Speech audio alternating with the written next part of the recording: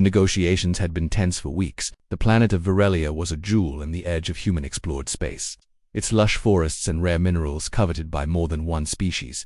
Yet its inhabitants, a proud and fierce alien race called the Corinth, had always resisted outsiders. The constant border skirmishes with neighboring systems had threatened to spiral into a full-scale war, and the only thing preventing annihilation was the delicate hope of a diplomatic solution. When the Corinth High Council agreed to send their princess to the human capital as a gesture of peace, whispers of suspicion rippled across both worlds. Marrying a human for peace was unheard of in Corinth history. And yet Princess Lyra had boarded the human ship with quiet resolve. No one could have anticipated the force she would unknowingly unleash by choosing a man they all dismissed as fragile and insignificant. His name was Jonah, a human soldier turned diplomat, known more for his calm intelligence than battlefield heroics. He was not tall, not overwhelmingly strong, and certainly not the kind of man the Corinth would ever consider formidable. They thought him an ideal candidate precisely because he seemed harmless and able to threaten their honor, unable to upset the fragile balance between species. The ceremony itself was simple, conducted in the human capital's grand hall. Lyra wore her ceremonial armor, its silvery plates shimmering under the artificial lights. Jonah stood beside her, his uniform crisp, his hands steady, his face betraying none of the anxiety that gripped the onlookers. The union was symbolic, a contract rather than a bond of love, and yet there was a spark of curiosity between them, a flicker of understanding that neither could explain. Weeks passed as Jonah accompanied Lyra back to Vera, navigating through hostile territories that watched their progress with hawkish eyes. The Corinth generals observed the human with quiet disdain. They had expected a weakling, an unarmed diplomat, incapable of enforcing any peace, yet Jonah moved among them with unassuming confidence, treating the Corinth soldiers not with arrogance, but with precise calm. He observed, he learned, and they underestimated him at every turn. The first attack came at dawn on the 10th day. Rogue factions, unwilling to accept the treaty, unleashed a fleet of warships on the convoy transporting Jonah and Lyra. Explosions tore through the Virelian skies, ships spiraling into the atmosphere in fireballs. The Corinth warriors prepared to defend their princess, bracing themselves for a battle they assumed would be chaotic and bloody. Jonah's voice cut through the panic. "Hold formation," he commanded, his tone quiet but unyielding. He moved to the control deck, pressing panels, engaging defenses the Corinth had barely understood in weeks. Lasers and missiles that had once seemed insurmountable fell harmlessly into the void,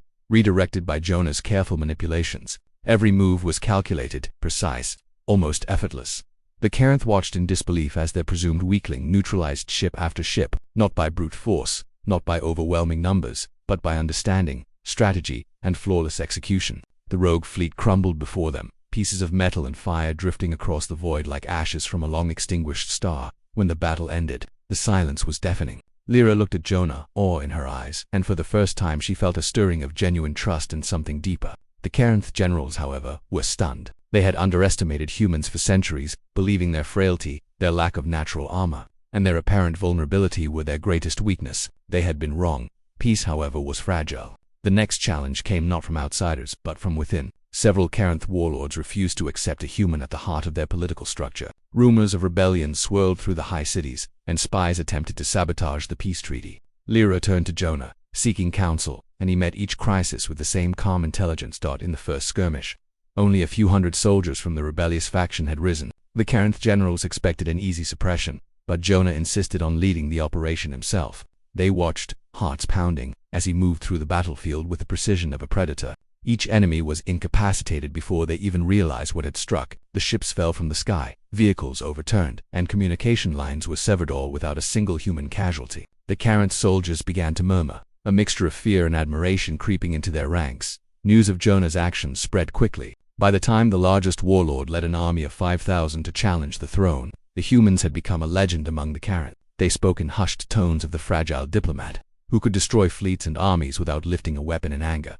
The final battle was catastrophic. The warlords' forces had assumed that their numbers would overwhelm the defenders. The Corinth generals had expected chaos. Jonah, however, had anticipated every move. With the coordination of a mind that could calculate probabilities faster than any machine, he directed the Corinth forces like a master chess player. Artillery was diverted with uncanny timing, landing precisely where it would neutralize the enemy's strongest formations. Defense turrets targeted not the closest threats, but the most strategic, collapsing lines of advance before they could form. Jonah's commands were quiet, almost polite, yet the results were devastating. By the end of the first day, half the warlord's army had been neutralized.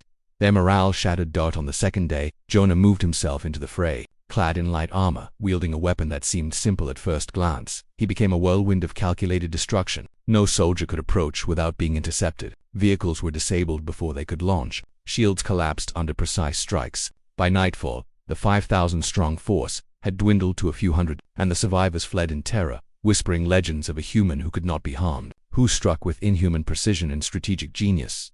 Lyra watched the battlefield from the palace terrace, her chest tight with a mix of pride and disbelief. She had thought her marriage a political formality, a gesture of peace she had to endure. She had underestimated the human beside her. Jonah had not only preserved the peace, he had forged it with the power of his mind and the courage of his heart.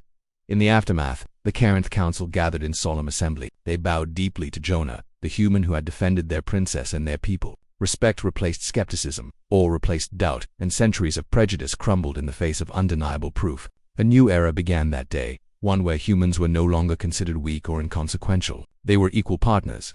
Their ingenuity and resilience, a force that even the fiercest Carinth warriors could not deny. Even Jonah himself was surprised by the scale of the victory. He had never sought glory or recognition. He had simply acted, driven by a sense of duty and an unwillingness to let violence succeed where diplomacy had failed. Yet he understood the significance. Humans were no longer to be underestimated, and the balance of power in the galaxy had shifted. Lyra approached him after the council dissolved. "I underestimated you," she admitted quietly, her hand brushing against his. "I thought a human could never hold the strength needed to protect this world, to protect me." Jonah shook his head, a faint smile on his lips. "Strength isn't always measured in size or weapons," he said softly. "Sometimes it's measured in understanding, in knowing how to move when others hesitate, and in protecting those who cannot protect themselves."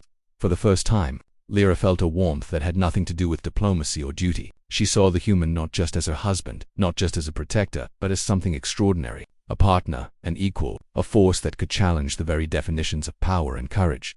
The peace they had forged was not fragile. It was absolute. The Carinth armies were disciplined, yet respectful. Humans were no longer outsiders, they were allies, champions, and a testament to the fact that intelligence, courage, and determination could rival even the most fearsome strength. Years later, bards would sing of the human who married for peace and destroyed whole armies by himself. Children would learn that heroism came not from brute force alone, but from a mind that could see what others could not, and a heart that refused to let injustice stand. Jonah never sought fame, yet his name became legend. The galaxy remembered, not just the battles he won, but the peace he made possible. And Princess Lyra, she never underestimated him again. She walked beside him, not merely as a bride or political figure, but as a witness to the power of humanity, a power that could topple empires and yet leave the world intact. A force tempered by reason, courage, and unshakable resolve. In the end, the marriage had been for peace. But the human had achieved something greater. He had shown that even in a universe of towering warriors and advanced technology, one determined mind, one courageous heart, could change everything. And in doing so, he had reshaped the destiny of an entire planet, and perhaps, the future of the galaxy itself.